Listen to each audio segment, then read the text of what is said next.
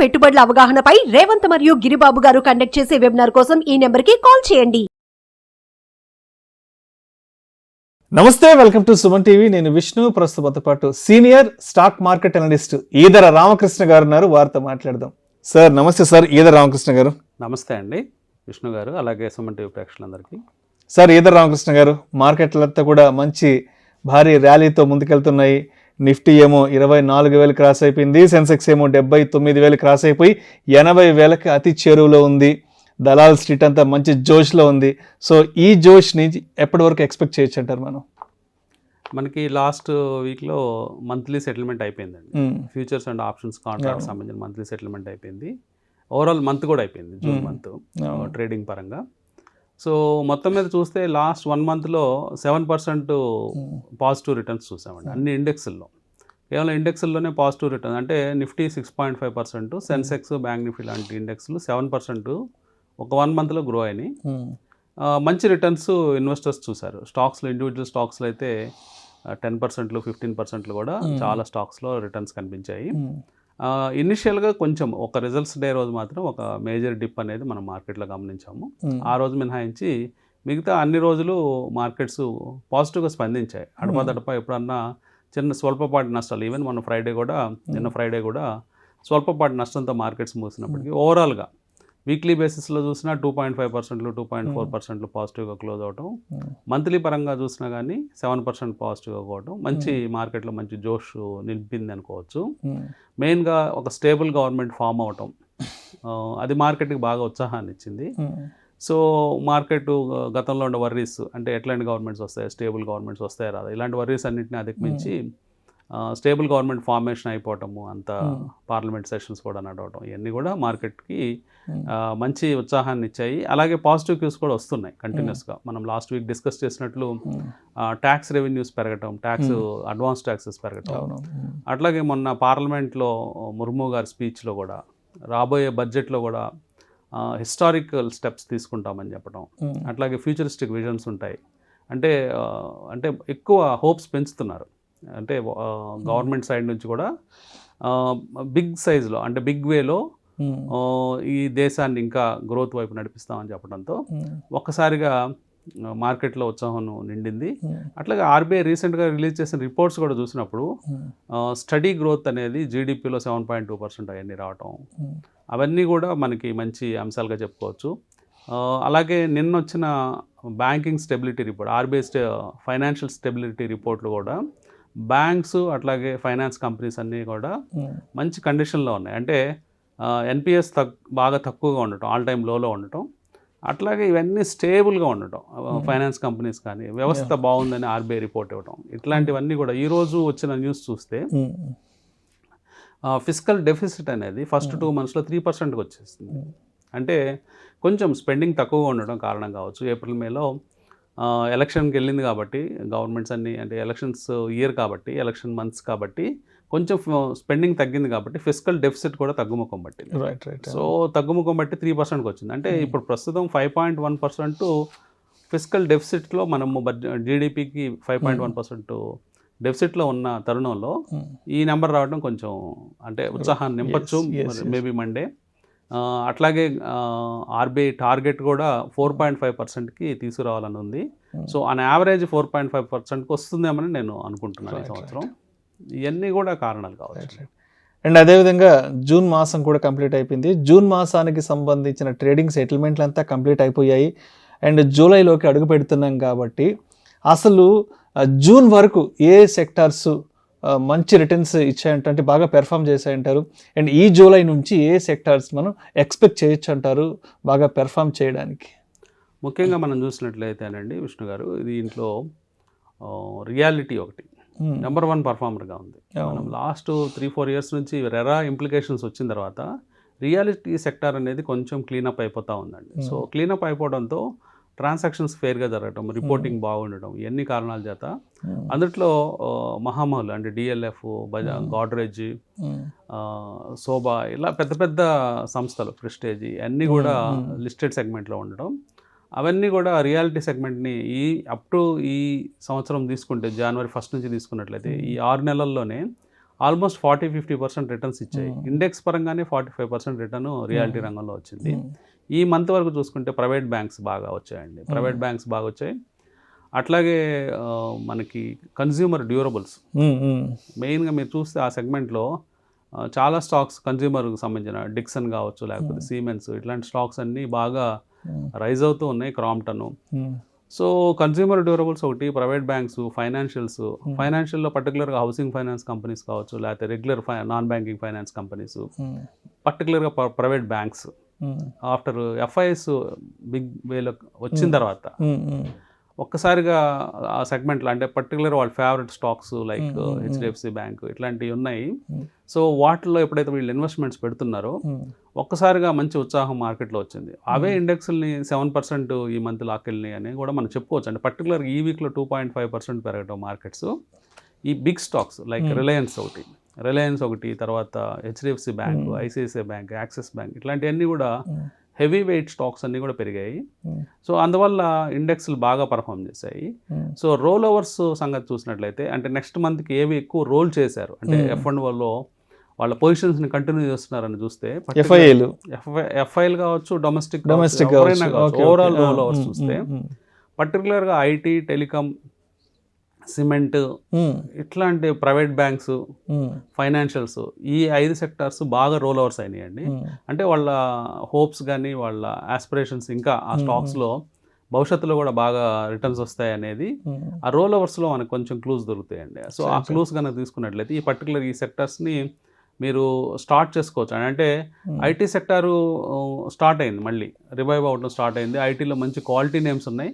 Even mid cap segment కావచ్చు, లేకపోతే large cap కావచ్చు, ఇవన్నీ కూడా మంచి బుల్ రన్లోకి రాబోతున్నాయి.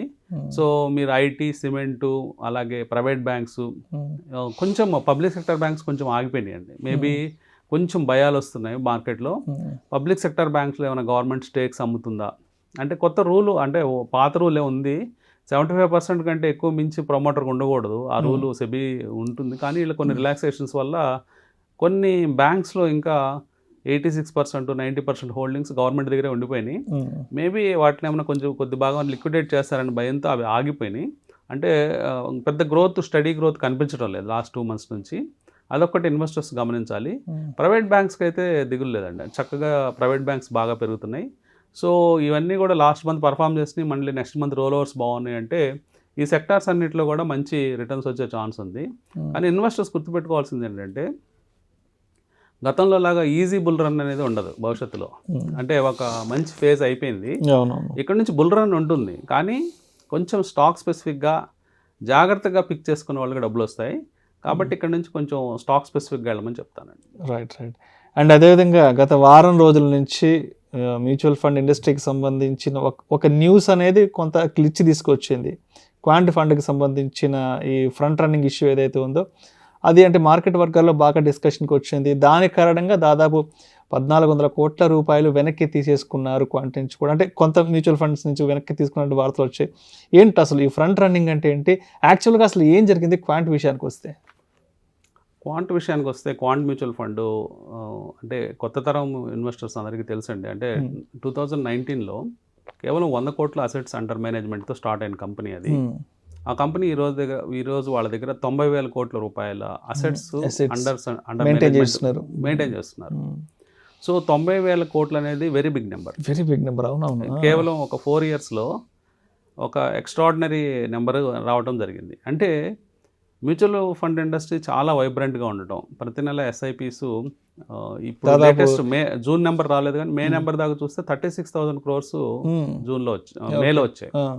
సో వచ్చిన వాటిల్లో విపరీతమైన రిటర్న్స్ క్వాంట్ మ్యూచువల్ ఫండ్స్ ఇస్తూ ఉండటంతో అందరి దృష్టిని ఆల్మోస్ట్ 43% ఆఫ్ ద వాల్యూ అంటే 36,000 కోట్లలో 43% తీసుకెళ్లి క్వాంట్తో అసోసియేట్ అవుతున్నారు. బ్యాలెన్స్ 57% మాత్రమే మిగతా ఫండ్స్ అలొకేట్ చేశారు.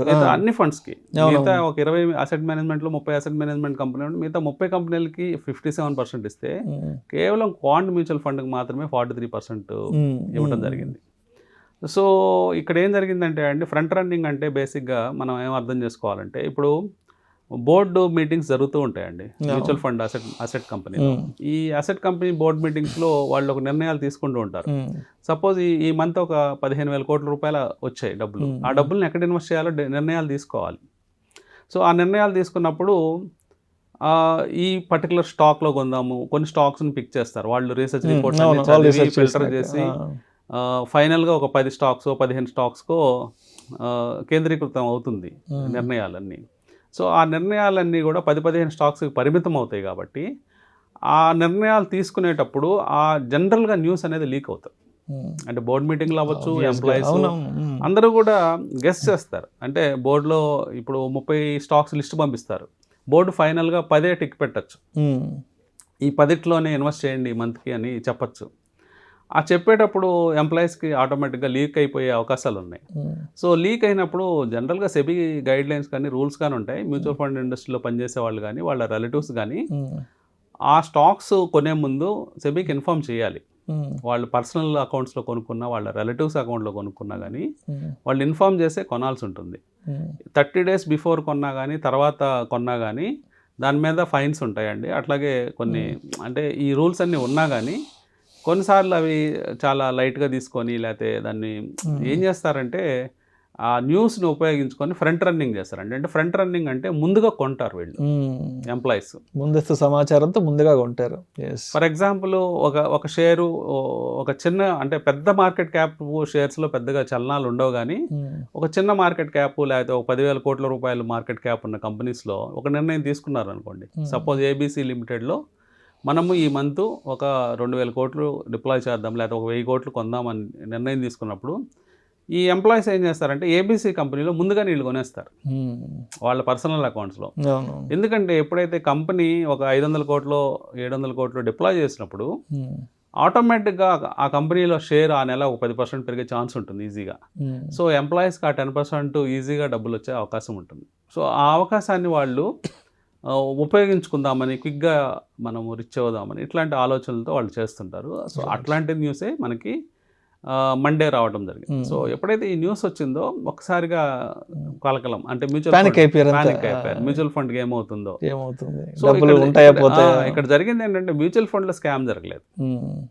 కేవలం మ్యూచువల్ ఫండ్లో ఉండే క్వాంట్ మ్యూచువల్ ఫండ్లో ఉండే ఎంప్లాయీస్ కొంతమంది లేకపోతే డైరెక్టర్స్ కొంతమంది ఆ విషయాన్ని ముందుగా రిలీజ్ అయిన విషయాలని వాళ్ళ స్వార్థం కోసమో లేకపోతే వాళ్ళ పర్సనల్ స్వలాభం కోసమో ఉపయోగించుకున్నారు. అలా ఉపయోగించుకోవడం వల్ల సెబీ రైడ్ చేసింది. బోత్ హైదరాబాద్ అలా ముంబై ఆఫీస్ రైడ్ చేయడం జరిగింది. సో ఇన్ఫర్మేషన్ ఏదన్నా ఇంకా మనకి రాలేదు, అంటే బయటికి రాలేదు, ఇన్వెస్టిగేషన్ రిపోర్ట్స్ ఏం బయటికి రాలేదు కాబట్టి ఎవరి మీద యాక్షన్ తీసుకుంటారు ఏంటనేది చూస్తాం. అంటే గతంలో మనకి ఇలాంటి ఉదంతాలు జీ న్యూస్ ఛానల్లో ఇట్లా అనలిస్టులుగా చెప్పిన వాళ్ళు కూడా వాళ్ళందరూ షేర్స్ కొనుక్కొని అక్కడ రికమెండ్ చేయటం ఇట్లాంటివి కూడా యాక్సిస్లో కూడా జరిగింది 2 years బ్యాక్. యాక్సిస్లో కూడా జరిగింది. యాక్సిస్లో జరిగినప్పుడు ఫైన్స్ కూడా పడ్డాయి, దాదాపుగా 30 కోట్ల ఫైన్ పడింది. అలాగే ఇప్పుడు రీసెంట్గా ఐఏఎఫ్ఎల్ బ్రోకింగ్ సంస్థలో కూడా సంజీవ్ బాసిన్ అని చెప్పేసి ఆయన కూడా ఇట్లాగే టీవీస్లో రికమెండ్ చేయడం, తర్వాత ముందుగా వాళ్ళ ఫ్రెండ్స్ అందరూ కొనుక్కోవడం, తర్వాత మళ్ళీ ఆయన కూడా ఇప్పుడు సెబీ రాడార్లో ఉన్నారు, ఆయన పట్టుకున్నారు. సో ఇట్లాంటివన్నీ జరుగుతూ ఉంటాయి. అంటే ఫైనాన్స్ ఉన్న దగ్గర జనరల్గా ఇలాంటి ప్రాబ్లమ్స్ న్యాచురల్గా అవకతవకలు జరుగుతూ ఉంటాయి. సెబీ కూడా ఎప్పటికప్పుడు వాళ్ళని కట్టడి చేయటము, వాళ్ళని ఇంకా స్ట్రిక్ట్ నామ్స్ పెట్టడం ఇట్లాంటివన్నీ చేస్తూ ఉంది. సో ఏదైనప్పటికీ ఇన్వెస్టర్స్ మాత్రం దీని గురించి కంగారు పడాల్సిన అవసరమే లేదు. ఎందుకంటే వాళ్ళ మ్యూచువల్ ఫండ్స్ సేఫ్గా ఉంటాయండి, అసెట్ మేనేజ్మెంట్ కంపెనీ కింద సేఫ్గా ఉంటాయి. క్లియరింగ్ కార్పొరేషన్స్ అవన్నీ క్లోజ్గా వాచ్ చేస్తూ ఉంటాయి. సో కాబట్టి ఇన్వెస్టర్స్ మ్యూచువల్ ఫండ్లు అంటే కొద్దిమంది కొంత క్వాలిటీ నేమ్స్లోకి మూవ్ అయ్యారు. అంటే మీరు అన్నట్లు 1,400 కోట్ల రూపాయలు 90,000 కోట్లలో 1,400 కోట్ల రిడమ్షన్స్ అంటే అది పెద్ద విషయం కాదని నేను అనుకుంటాను. Right, thank you so much Eedara Ramakrishna గారు. థ్యాంక్ యూ అండి. గత మాసం అంతా అసలు మార్కెట్లో ఏం జరిగింది అండ్ జూలై కొత్త మాసం నుంచి మార్కెట్లో ఎటువంటి డెవలప్మెంట్స్ని చూడబోతున్నాం, ఏ సెక్టార్స్ మంచి ర్యాలీకి వచ్చే అవకాశం ఉందని, ఇటువంటి కంప్లీట్ మార్కెట్కి సంబంధించిన కంప్లీట్ అవుట్లుక్ని చాలా ఇండెప్త్గా మన ప్రేక్షకులకు మీ అనాలిసిస్ ద్వారా అందజేశారు. Thank you so much Eedara Ramakrishna గారు. థ్యాంక్ యూ అండి. సుమన్ టీవీలో మీ పర్సనల్ అండ్ బిజినెస్ ప్రమోషన్స్ కోసం కింది నెంబర్కి కాంటాక్ట్ చేయండి.